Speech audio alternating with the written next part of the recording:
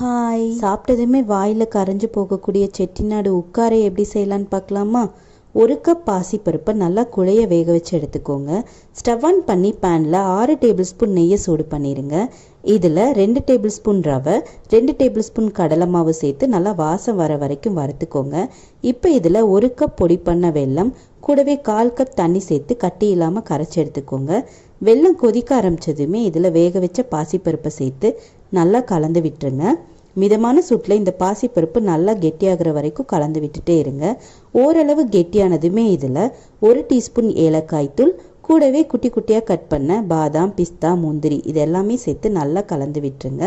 மறுபடியும் 2 table spoon நெய் சேர்த்து இந்த பாசிப்பருப்பு பேனில் ஒட்டாத பதம் வர வரைக்கும் கலந்து எடுத்திங்கன்னா நம்மளோட சுவையான சூப்பரான செட்டிநாடு உட்காரை தயாராயிரும்.